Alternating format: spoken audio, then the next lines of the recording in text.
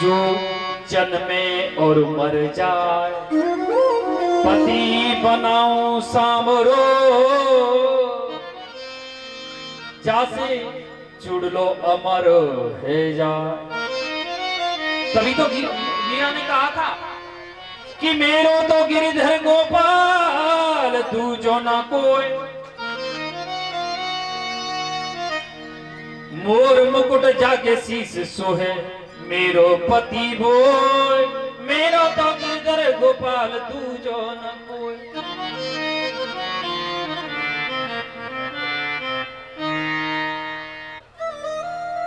एक प्रसंग याद आ रहा है, एक प्रसंग याद आ रहा है मुझे कि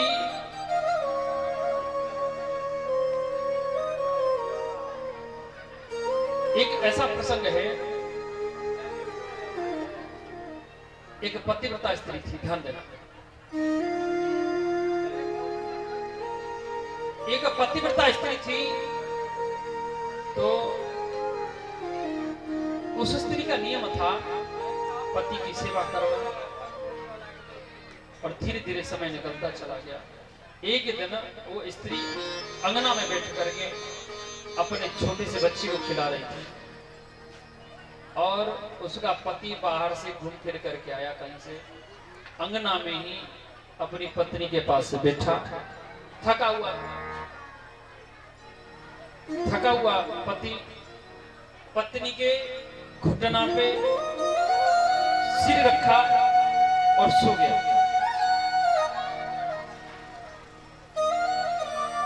उसको गहरी नींद आ गई। जब उसको गहरी नींद आई तो माता का, उसी पतिव्रता स्त्री का छोटा सा 1 साल का बच्चा घुटना से चल करके चलते चलते अग्नि के निकट चला गया। चूल्हा अलग होता है, और हमारे गज में गोल गोल गड्ढा खोद लेती है माताएं, उसको भट्टा बोलते हैं, भट्टा। उसमें गोईठा वगैरह लगा करके हल्की आंच से लगा के उसपे दूध रख देती है, धीरे धीरे धीरे धीरे अपने से दूध गर्म होता रहता है। तो चूल्हा के पास चला गया।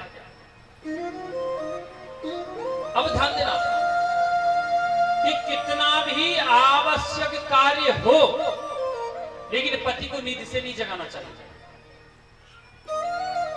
नींद से जगाने में पतिव्रत धर्म नष्ट हो जाता है, और पतिव्रत धर्म नष्ट हुआ तो कोई उसकी रक्षा नहीं कर सकता। और जिसके पतिव्रत धर्म में शक्ति है तो परमात्मा भी उसको कोई भी कष्ट नहीं दे पाएगा, कोई कष्ट नहीं दे सकता। तो स्त्री देख रही है कि मेरा छोटा सा बच्चा अग्नि के पास चला गया खेलते खेलते, अब क्या करना चाहिए उस स्त्री को, बताओ। वो स्त्री को बच्चे को बचाने के लिए अग्नि के पास जाना चाहिए। अगर बच्चे को नहीं पकड़ा गया तो बच्चा है वो तो नहीं जानता, बेचारा अग्नि में गिरेगा तो जल के मर जाएगा, भस्म हो जाएगा। अगर बच्चे को बचाने के लिए जाती है तो उसके पति की नींद टूट जाएगी, नींद खुल जाएगी, तो पतिव्रत धर्म नष्ट हो जाएगा। क्या करना चाहिए उसको? बच्चे को बचाने जाना चाहिए या नहीं? क्या करना चाहिए?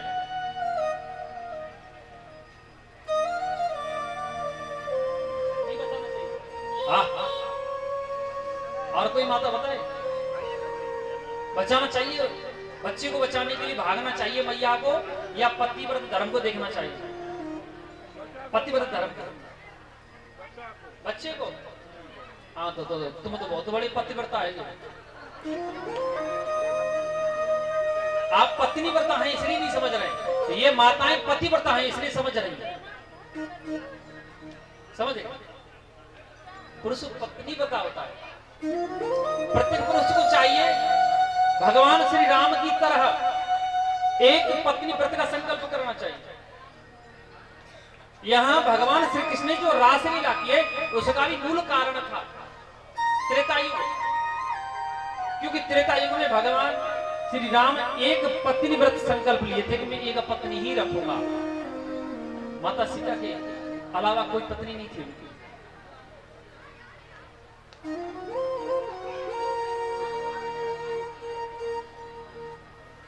चित्र ये मिथिला जाते समय और गौतम ऋषि का आश्रम जो मिला, महर्षि विश्वामित्र, और राम जी ने पूछा था, बोले गुरुदेव ये आश्रम इतना रमणीक है, इतना सुंदर है, लेकिन उदास क्यों, उदासी छाई है। तो विश्वामित्र कहे थे कि गौतम नारी श्राप बस उपल देह दर्दी, चरण कमल रज चाहती, कृपा करियो रघुवीर। चौपाई अलग कह रही है, दोहा अलग बता रहा है, और हम जैसे वक्ता क्या कहते हैं कि इतना कहा, और विश्वामित्र के कहने से और श्री भगवान राम ने पत्थर की शिला से पांव छुपा दिया, तो वो स्त्री बन गई। कहते कि नहीं कहते?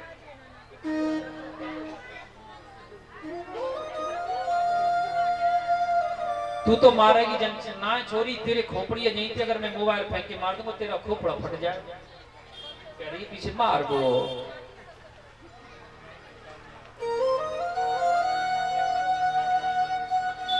भगवान राम ने चरण स्पर्श नहीं कराया था अहिल्या से, क्योंकि विश्वामित्र पहले कह चुके थे कि चरण कमल रज चाहत, चरण कमल की रज चाहती है गौतम नारी, इसलिए कृपा करो रघुवीर, इसको चरण कमल की रज दीजिए।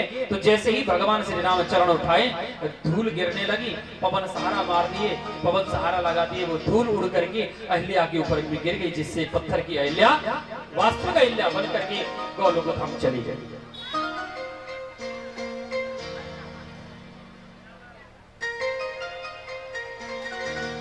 यहां भगवान सभी की मनोकामना इच्छा पूर्ति की। तो माता अपने बच्चे को बचाने के लिए गई नहीं, देखा उसने कि उसका बच्चा धड़ाम से अग्नि में गिर गया, और उसने अपने हृदय को थाम लिया।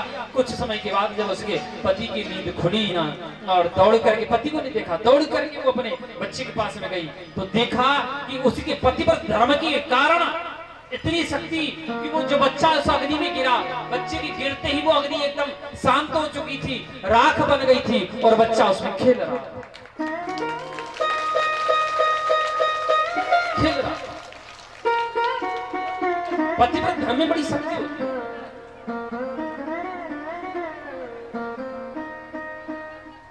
गोपियां क्रोध में आए, बोले दादी के हमें तू उपदेश दे रहे हो हैं, हमारे मन को कष्ट दे रहे हो, ऐसे उपदेश जो तू दे रहे हो ना कन्हैया, ऐसे 10-20 दृष्टांत जाने, हम गोपी हैं, हम ब्रज की गोपी। एक भजन आता है कि वृंदावन धाम अपार जपे जा राधे राधे, ठीक है, उसमें कड़ी आती है, पदा एक लाइन आती है कि वृंदावन अथक कहानी, ध्यान देना, कि वृंदावन अथक कहानी, नहीं समझे ज्ञानी ध्यानी। अच्छे अच्छे जो महाविद्वान, प्रकांड विद्वान होगा, वो भी नहीं समझ पाएगा। बाकू समझे ब्रज की नार, जपे जा राधे राधे।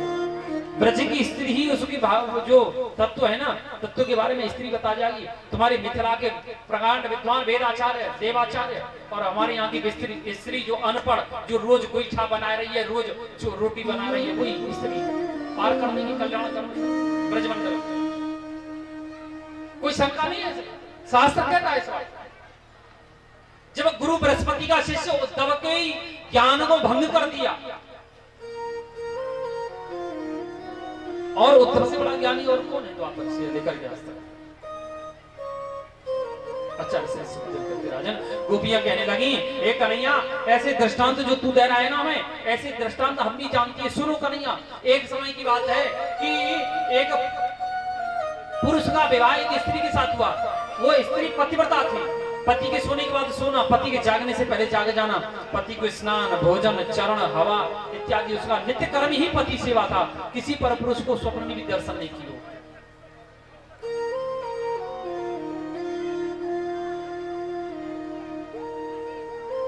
एक दिन उसका पति बोला कि देवी, ये हम कुछ परदेश जाना चाहते हैं, धन संग्रह करेंगे, धन के लिए हम परदेश जाएंगे, तो आप थोड़ा सा अपना ख्याल रखो, अपना ध्यान रखो।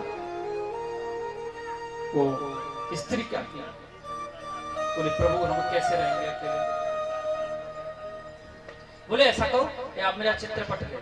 वो चित्रपट यानी फोटो लेकर के अपनी पत्नी को दे दिया। बोले आज से यही तुम्हारा पति है, इसी की सेवा करना। वो माता, वो स्त्री अपने फोटो के पति की सेवा करने लगी। ध्यान देना, फिर पूछेंगे आपसे। फोटो के पति की वो माता सेवा करने लगी।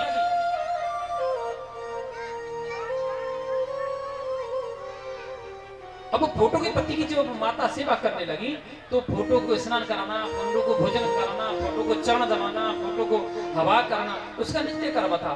समय निकलता चला गया, बहुत समय निकला। एक दिन वो उसका असली पति आ गया और अंगुल्याम कपाट प्रहरत, उंगली से दरवाजा बजाने लगा। कहा देवी दरवाजा खोलो। उस समय वो स्त्री अपने फोटो में पति की चरण सेवा कर रही थी। अब बताओ, अगर फोटो के पति की चरण सेवा छोड़ के जाएगी तो भी पतिव्रत धर्म नष्ट हो जाएगा शायद, है ना? और असली पति दरवाजे पे खड़ा है, असली दरवाजे पे है, सामने फोटो है, तो उसको क्या करना चाहिए? जाना चाहिए कि नहीं जाना चाहिए?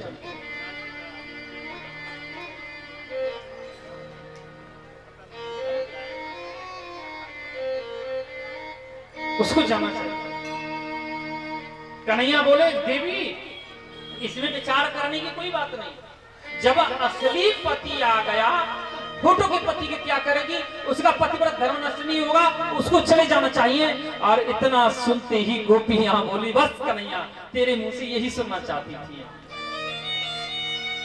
यही सुनना चाहती थी। तो फोटो के पति या हाड़ मांस से बने हुए पति का हम क्या करेंगी कि ऐसे पति को क्यों बरूं? भगवान गोपियों की मनोदशा जान लिए कि वास्तव में ये जो है सर्वस्व त्याग करके आई है, और त्याग करके जैसे आने पर श्री कन्हैया महारास लीला करने लगे। गोपी महारास लीला करने लगे, एक एक गोपी के साथ एक कन्हैया। अब यहां चक्कर पड़ने लगा, उनको अहंकार हो लगा। अभी नहीं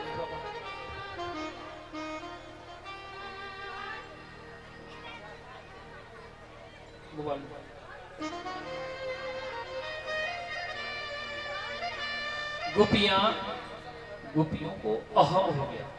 ध्यान देना, अहम हो गया यानी अहंकार हो गया, अभिमान हो गया। और अभिमान और मान दोनों में भेद है।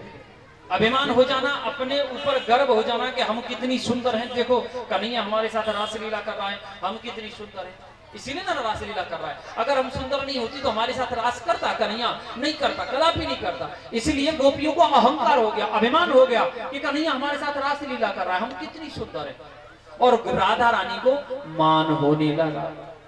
मान अर्थात अपने प्रियतम से रूठ जाना, प्रीतम के प्रति रूठ जाना। राधा रानी को मान हो गया कि देखो कन्हैया को कितना निर्दयी है, मुझ में और अन्यत्र गोपियों में कोई भेद नहीं समझा, और ये हम सब के साथ रासलीला कर रहा है। ये गोपियों का अभिमान दूर करने के लिए कन्हैया और राधा रानी का मान बढ़ाने के लिए राधा रानी को लेकर के उनके बीच से, गोपियों के बीच से अंतर ध्यान हो गए। जब अंतर ध्यान हुए कन्हैया, सब गोपियां रोने लगी। उसी प्रकार रोने लगी जिस प्रकार माता सीता का हरण होने से रावण हरण करके ले गया, उसी प्रकार भगवान श्री राम और भैया लक्ष्मण रोते हुए, हे खग मृग हे मधुकर श्रेण, तुम देखी सीता मृग ने। हे खग मृग हे मधुकर श्रेणी, तुम देखी सीता मृग नैनी। इस प्रकार से गोपियां खोजते खोजते आगे बढ़ने लगी। आचार्य श्री सुखदेव कहते राजन, इस प्रकार अब किशोरी राधा रानी को अभिमान होने लगा। जब उनको अभिमान होने लगा तो किशोरी राधा रानी के कहने लगी, अपने मन में विचार कि मैंने बहुत बुरा कर दिया, जो है गोपियों से कन्हैया को दूर कर दिया, और मैं ऐसा नहीं होने दूंगी। राधा रानी कही कि माधव अब हमसे नहीं चला जाता, अब हमसे नहीं चला जाता, अब हमसे नहीं चला जाता।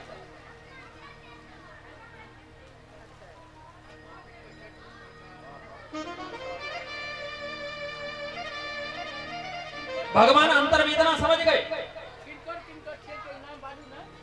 अंतर्वेदना को समझ गए भगवान, और कहें कि लाडली आप मेरी कंधा के ऊपर बैठ जाओ। लाडली जैसे कंधा के ऊपर बैठना चाहिए उसी प्रकार तभी भगवान उनके नीचे से अंतर ध्यान हुए, और जैसे ही अंतर ध्यान हुए तो गोपी किशोरी राधा रानी रोने लगी। इधर गोपियां खोजते खोजते उसी जगह आ गई जहां लाडली जी बैठी रो रही हैं। चारों तरफ गोपियां बैठ गई, गोपियां और किशोरी राधा रानी के बीच में एक गीत होने लगा, सब गोपियां रोने लगी, जिसको गोपी गीत कहा जाता है। ये 19 श्लोक का गीत है, 19 श्लोक गाया जाता है कि जयते देधिकम जन्मना ब्रजम श्रियस इंद्रा शाश्वत दया सिद्रसितां दीक्षु तावकास्त्वयि कृता सवात्वां विचिन्वते। इस प्रकार गोपियां सरपंच साहब ये झंझट में नहीं रही है, ये भगदड़ मचा देगा। माताएं सब अपने अपने स्थान बैठ जाओ, जब कृष्ण रुक्मिणी का विवाह होगा, जब आपको बुलाया जाएगा, सब अपना अपना जो वस्त्र आभूषण कन्यादान भेंट संदेश लेके आई हैं वो अपने अपने पास रखिए। जब कृष्ण रुक्मिणी विवाह का आयोजन होगा तब आप लोगों को बुलाया जाएगा। सबसे पहले यजमान श्री विश्वनाथ बाबू और श्री सत्यनारायण बाबू रमेश जी के द्वारा कराया जाएगा, उसके बाद आप सबसे कराया जाएगा। जिनका यहाँ रखा जा चुका है तो कोई बात नहीं, लेकिन जिनके पास है वो अपने पास ही रखेंगे। बारी बारी आज सबको टाइम दिया जाएगा, इसलिए हम पहले ही कह दिए 10 बजे तक कथा चलेगा। सब अपने पास रखे, बारी बारी सब अपने अपने पास रखेंगे। इस प्रकार 19 श्लोक में गोपियां गीत गाने लगी। उनकी मनोदशा जान करके और भगवान उनके बीच में प्रकट हुए। जब भगवान उनके बीच में प्रकट हुए तो श्री भगवान को देख करके गोपियां ऐसे खड़ी होगी मानो एक मृतक शरीर में प्राण वापस आ गया हो। इस प्रकार से सब गोपियां खड़ी हो गई, भगवान उनके साथ महारास लीला करने लगे। बोलिए श्री रसिक बिहारी भगवान की। आइए इस प्रकार से महारास भगवान लीला की। आचार्य श्री सुखदेव कहते राजन, आज शरद पूर्णिमा की रात में जब भगवान महारास लीला करने लगे तो वहां माता पार्वती कैलाश में श्रृंगार कर रही है। तो श्रृंगार करता हुआ माता पार्वती को भगवान भोलेनाथ ने देखा। बोले देवी कहां जा रही है? बोले प्रभु मैं श्रीधाम वृंदावन जा रही हूँ, और श्रीधाम वृंदावन में भगवान भोलेनाथ महारास लीला कर रहे हैं। बोले ये भगवान कृष्ण जो है महारास लीला कर रहे हैं। बोले तब बोले मैं उनका रास लीला देखने के लिए वृंदावन जा रहा हूं। तो श्री भगवान भोलेनाथ कहे कि देवी मैं भी चलूंगा। तो माता पार्वती मना कर दी। बोले प्रभु आप नहीं जा सकते। बोले क्यों नहीं जा सकता? बोले देखो वहां एकमात्र पुरुष होंगे भगवान श्री कृष्ण, बाकी समस्त गोपियां ही गोपियां होंगी, इसलिए मैं आपको नहीं लेके जा सकती। तो भगवान भोलेनाथ माता पार्वती के चरण पकड़ लिए, बोले नहीं देवी मैं भी वैसे चलूंगा। तो माता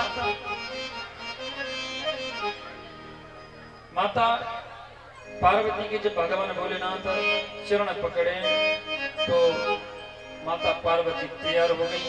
बोले अच्छा ठीक है, आग आग पर नहीं मानते तो चलिए। तो माता पार्वती भगवान भोलेनाथ को लेकर के वृंदावन में आई। क्या हुआ कि माता पार्वती ने अपना लहंगा चुंदरी चोली सब भगवान भोलेनाथ को दे दिया। अब भगवान भोलेनाथ क्या किए, श्री माता पार्वती के वस्त्र धारण कर लिए, घूमट लगा लिया। तो घूमट लगा करके भगवान भोलेनाथ महारास लीला में जाने लगे कि एक दिना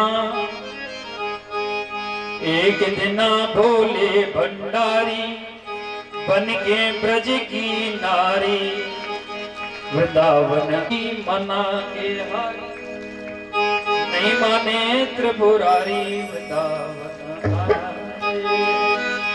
एक दिना भोले भंडारी बन के ब्रज की नारी, वृंदावन आ गए हैं, वृंदावन आ गए हैं।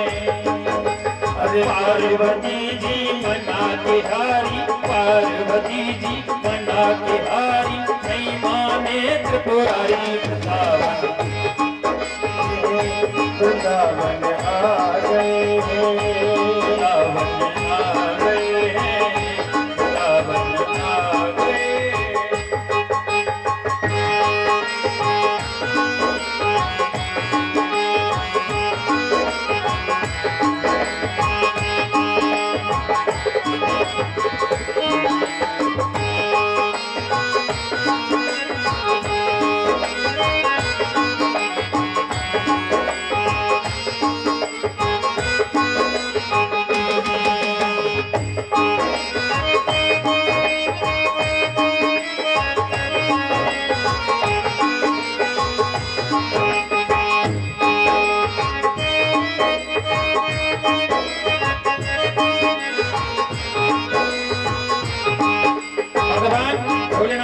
पार्वती को जिद करने लगे, कहने लगे पार्वती से बोले मैं भी चलूंगा तेरे साथ में, तेरे साथ में।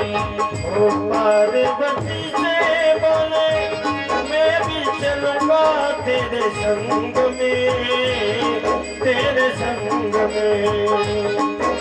ओ राधा संग श्याम नाचे मैं भी नाचूंगा तेरे संग में, तेरे संग में। राधा संग श्याम नाचे मैं भी नाचूंगा तेरे संग में, तेरे संग में। रास रचो है ब्रज में भारी, रास रचो है ब्रज में भारी, हमें दिखाओ प्यारी वृंदावन आ गए, वृंदावन आ गए। भोले भंडारी बन के ब्रज की नारी, वृंदावन आ गए हैं, वृंदावन आ गए हैं।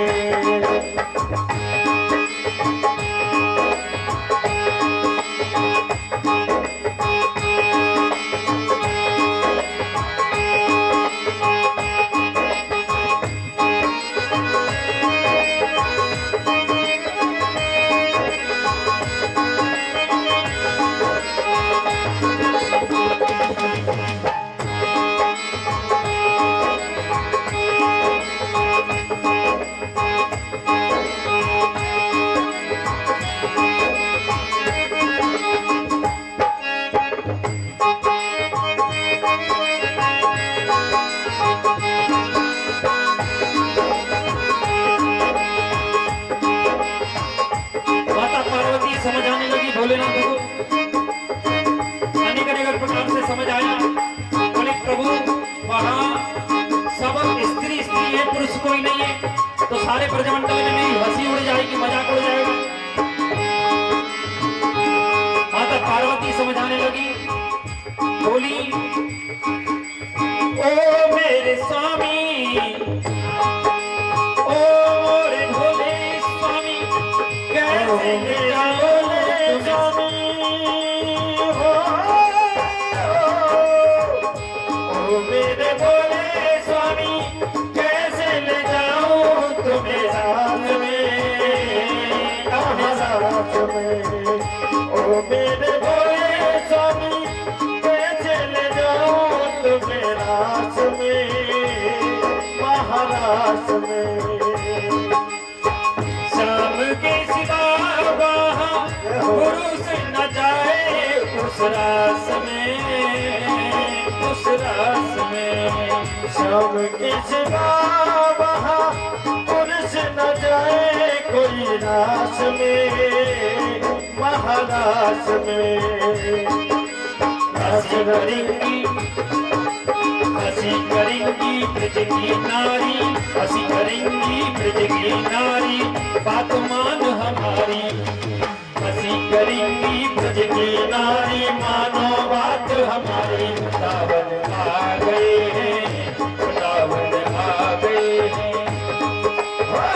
बिना भोले भंडारी, बन के ब्रज की नारी, वृंदावन आ गए हैं, वृंदावन। देखो भैया एक बात बताओ, ब्रजमंडल में जब ठाकुर जी गोपियों के संग रास रचा सकते हैं, तो आप लोग क्यों नहीं खड़े हो सकते? हाँ, जब ठाकुर जी गोपियों के साथ रास रचा सकते तो आप लोग, हाँ, इसीलिए रास में नाचते झूमते हुए, अरे रास रचेगा ब्रज में भारी, मानो बात हमारी। वृंदावन आ गए हैं, वृंदावन आ गए हैं।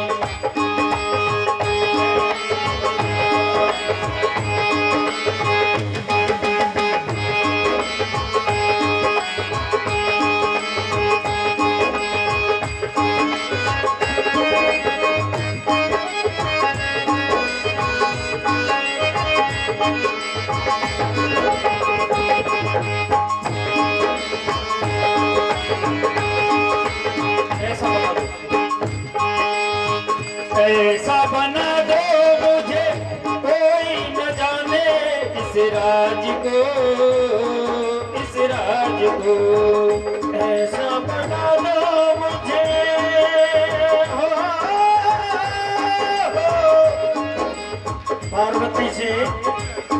पार्वती से भोलेनाथ कह रहे ऐसा मुझे बना दो कोई जान ही ना पाए।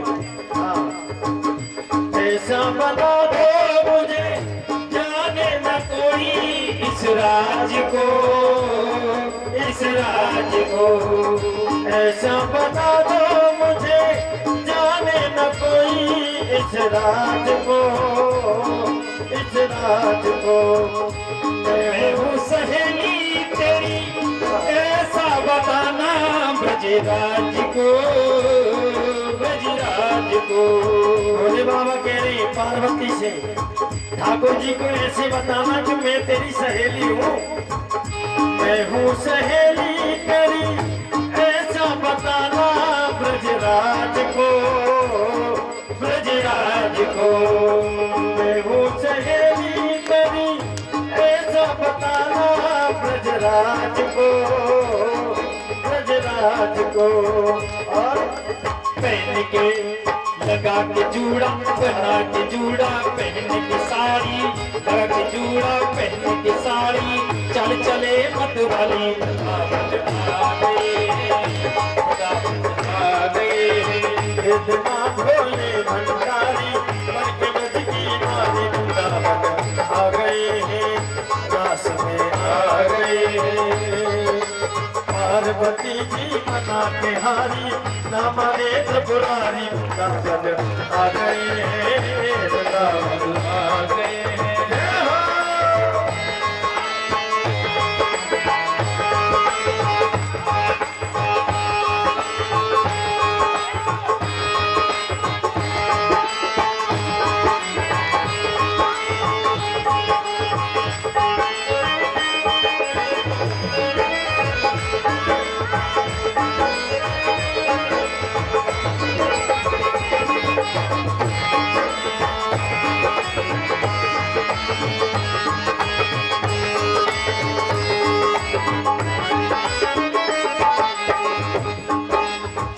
देखा मोहन ने समझ गए सारी बात को, सारी बात को। देखा जब शाम ने समझ गए सब बात को, सब बात को। ऐसी बजाई बंसी सुध बुध भूले भोलेनाथ हो, भोलेनाथ हो।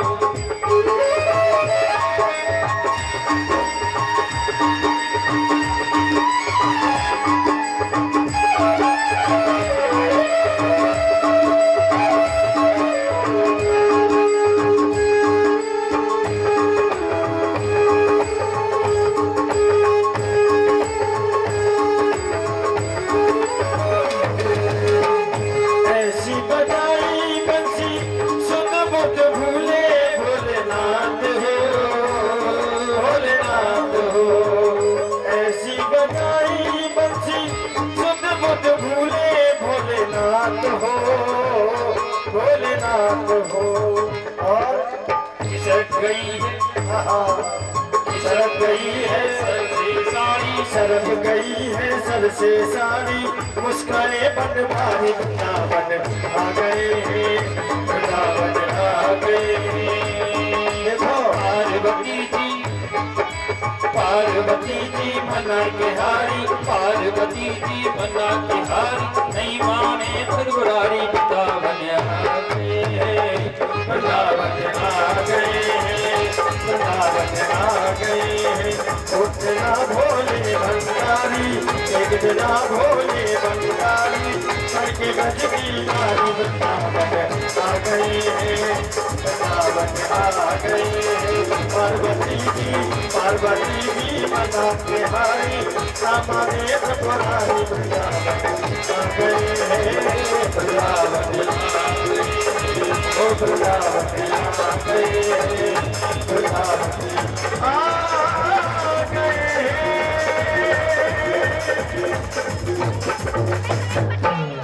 बोले शंकर भगवान की। भगवान भोलेनाथ आए, भगवान गोपी का रूप धारण करके आए, इसलिए उनका नाम गोपेश्वर महादेव पड़ा।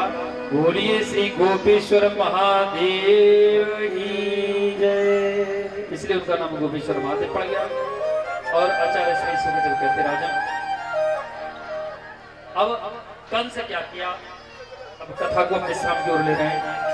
कंस क्या किया, कंस जो है और नित्य प्रति नई नई राक्षस भेजता।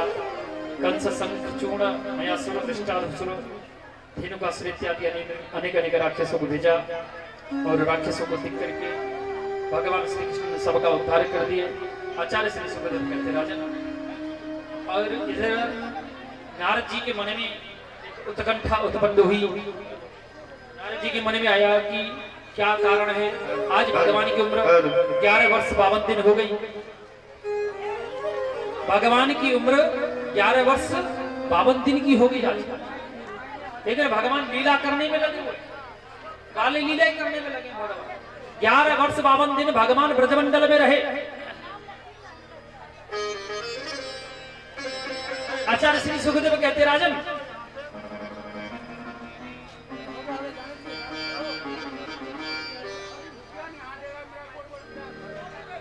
आचार्य श्री सुखदेव कहते राजन, आज नारद जी जाकर के कंस के पास गए। कंस के पास जाकर के कहा कि हेलो हे कंस, मथुरा नरेश, ये मैं क्या देख रहा हूं?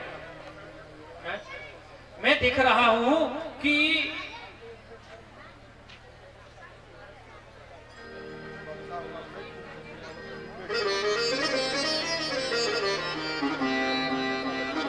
वो जो है भगवान श्री कृष्ण, ये श्री देवर्षि नारद जी कंस को पूछे कि कंस, हमें ये क्या दिख रहा है?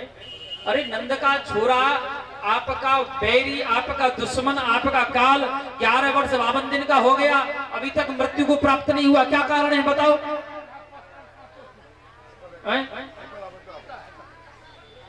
अभी तक मारा नहीं गया आपके हाथ से?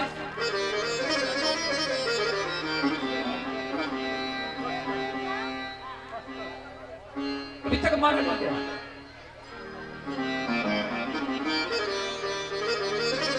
आचार्य श्री सुखदेव कहते राजन,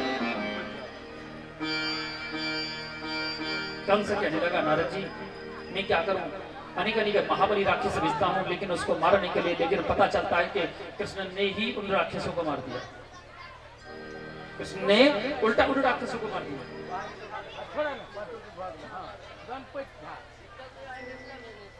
जब ये समाचार मिलता है तो मुझे बड़ा कष्ट होता है, मैं क्या करूं, मेरी समझ नहीं आ रहा है। आचार्य श्री नारद जी कहे देखो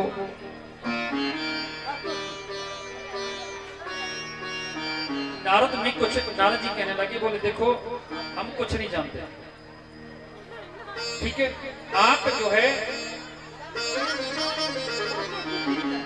और मैं चाहता हूं कि परसों तक मुझे ये समाचार मिल जाना चाहिए कि आपने और नंद के छोरा कृष्ण बलराम की हत्या कर दी, कृष्ण बलराम को वध कर दिया, मैं ये चाहता हूं, ठीक है, और मैं कुछ नहीं जानता, मुझे परसों तक उसकी मृत्यु का समाचार चाहिए कि कंस ने कृष्ण को मार दिया, ये समाचार चाहिए मुझे।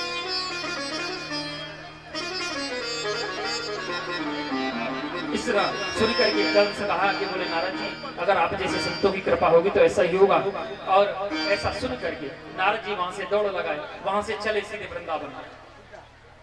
पता नहीं क्या हो रहा।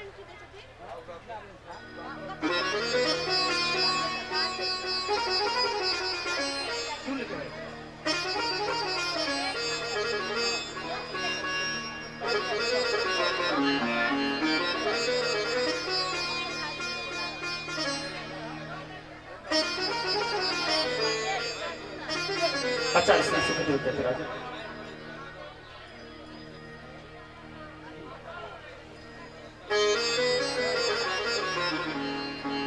नारद जी जाकर के सीधा और ब्रह्मा जी को, ये भगवान पर ब्रह्म श्री कृष्ण बलराम को मिले, कृष्ण बलराम को जाकर के बिठाए, तो वहां नारद जी प्रणाम किए, प्रणाम करने से भगवान को कहे प्रभु मैं एक क्या देख रहा हूँ, आपकी उम्र 11 वर्ष 52 दिन हो गए, आपने अभी तक कंस का वध नहीं किया। बोले नारद मैं कौन होता हूँ किसी को वध करने वाला, मृत्यु देने वाला या किसी को जन्म देने वाला, ये तो सब कर्म का प्रारब्ध है, फिर आप कर ही चुके हैं सारी व्यवस्था,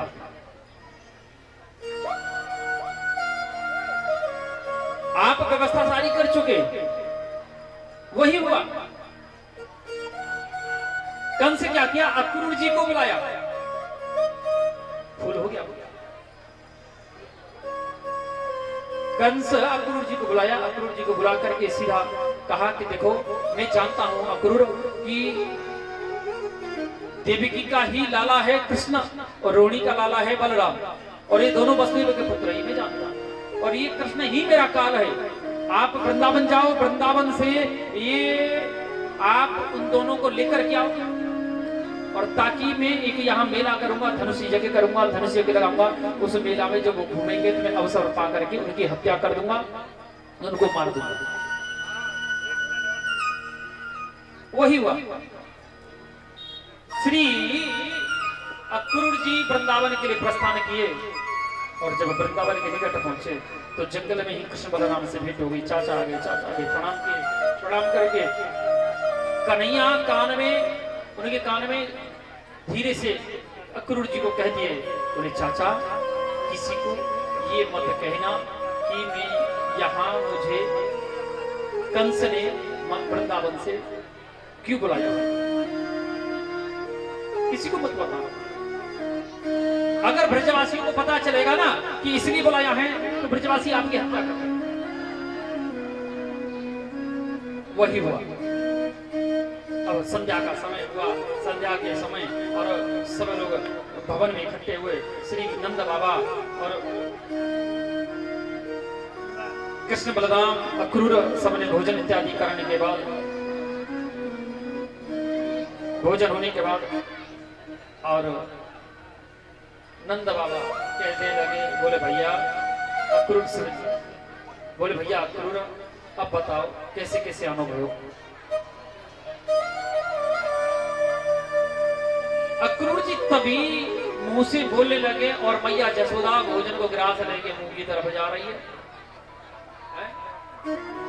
और जैसे मुंह की तरफ गया तो तुरंत अक्रूर जी तभी अक्रूर जी कहने लगे, बोले नंद, बोले भैया ये जो वो है ना कंस, मथुरा नरेश कंस एक धनुष यज्ञ को तैयारी कर रहे हो, बाने जो है एक धनुष यज्ञ कर रहे हो, बामे मेरी इच्छा हुई कि कृष्ण बलराम को लेकर के और मैं जो है वृंदावन से मथुरा घुमा दूं, 2-3 दिन हम मेला घूमेंगे, बच्चा है मन लग जाएगा, फिर लौटा घर वापस कर जाओ।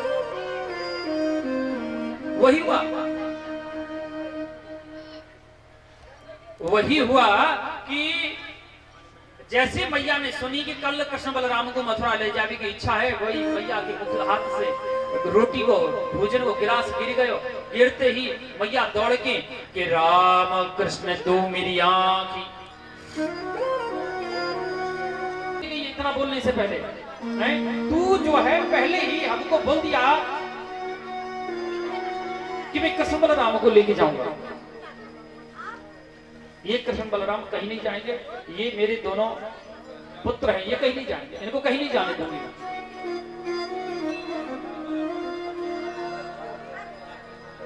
जब ऐसा मैया ने कहा तो रात भर मैया रोती रही। कृष्ण बलराम भी बिछड़ गए, जो है कृष्ण बलराम भी क्रोध में आ गए।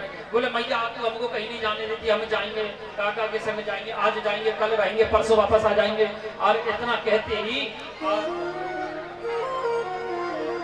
मैया अपने को रो रही है कि नहीं जाने दूंगी, कृष्ण बलराम अपने को जिद कर रहे हैं कि हम जाएंगे।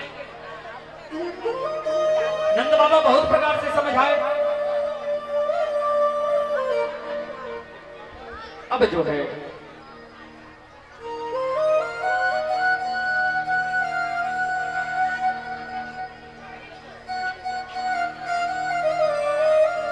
नंद भवन में कोई परदेसी आयो भयो है, कल प्रातः काल कृष्ण बलराम को मथुरा ले जाएगा।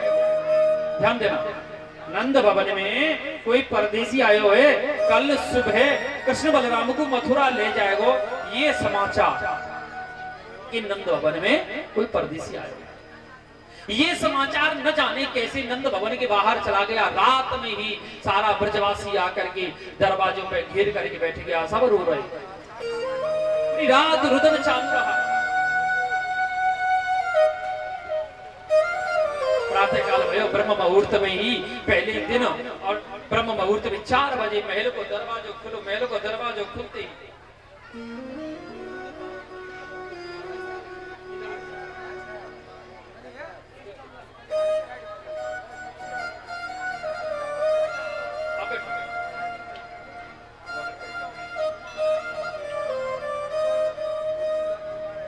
तो जब जो है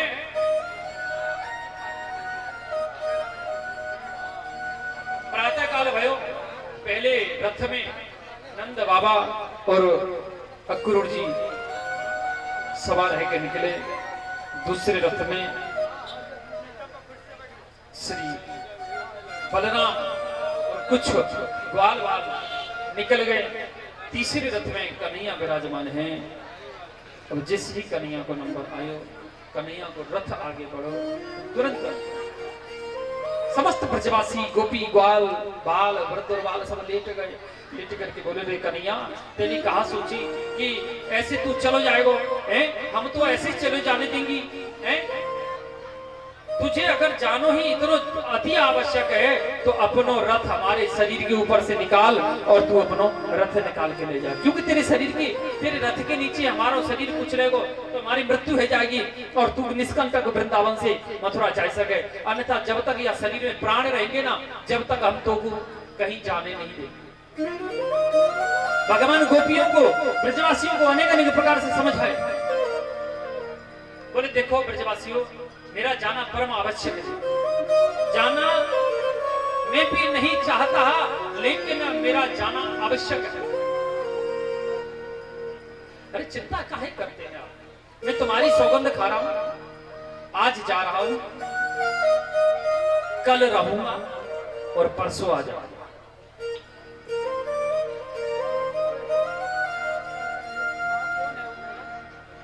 इसी प्रकार से कन्हैया कसम दिए, कसम देते देते कन्हैया सबको हटाते हटाते बाहर दुर्गन वन में भगवान श्री कृष्ण किशोरी राधा रानी से भेंट किए, किशोरी राधा रानी से जब भेंट किए, किशोरी राधा रानी गोविंद को आता देख रोने लगी, उनकी आंख से आंसू गिरा। जब उनकी आंख से आंसू गिरा, भगवान वो अश्रु बिंदु अपने हाथ में लिए, हाथ में लेकर के अपने मुंह में पान कर गए, जिससे मुंह में पान किए भगवान कसम दिए, क्रिया दिए, यही लाडली ही प्रिया, आप मेरे विरह में आंसू मत बहाना, आपको मेरी सौगंध है, अगर आप आंसू बहेंगी तो सारी सृष्टि में महाप्रलय आ जाएगी। आपके आंसू का एक भी बूंद जल अगर पृथ्वी को स्पर्श कर गया तो जो है इस सर्वत्र पृथ्वी जलमग्न हो जाएगी। इतना सुनते ही सूर्य राधा रानी शांत हुई, और जब शांत हुई अभी बस शांत होने पर भगवान श्री कृष्ण कहे कि मैं आज जा रहा हूं, कल रहूंगा, परसों आ जाऊंगा, करके भगवान आगे बढ़े। पीछे से मैया यशोदा दौड़ लगाई, पीछे से जब मैया यशोदा दौड़ लगाई तो भगवान मैया को सांत्वना देकर के आगे चले गए। सारा ब्रजवासी रोते हुए रह गया, रोते रोते उनके अश्रु धाराओं से कुंड बन गया जिसका नाम पड़ा अश्रु कुंड। भगवान मथुरा में गए, धोबी का उद्धार किए, सुदामा नामक माली से माला पहने, सुदामा नामक माली से माला पहने, सोरिंद्री से चंदन लगाए और जाकर के कंस की रंगशाला में प्रवेश किए, जहां कुबलिया पीड़े नामक हाथी को वध किए, और चाणूर और मुष्टि के सल तोसल नामक राक्षसों का उद्धार किए और धनुष का भंजन किए। आचार्य श्री सुखदेव कहते राजन, भगवान कृष्ण दौड़ करके और सीधे कंस की सिंहासन पे उछल के चढ़ गए। जब कंस के सिंहासन पे चढ़े तो कंस के केस पकड़ करके नीचे खींच लिया, और जैसे केस पकड़ के नीचे गिराया, कहा कि लाला मुझे कष्ट हो रहा है, मुझे छोड़। बोले मामा, या तो मैं किसी को पकड़ता नहीं, पकड़ता हूं तो फिर किसी को छोड़ता नहीं हूं। आपने मेरी मैया देवकी को भी ऐसी कष्ट दिया था। और कहीं करके भगवान अपनी मुस्का का प्रहार कंस के वक्षस्थल में किए, जिससे उसका प्राणांत हो गया। बोले श्री कंस हंत भगवान की, बोली वृंदावन।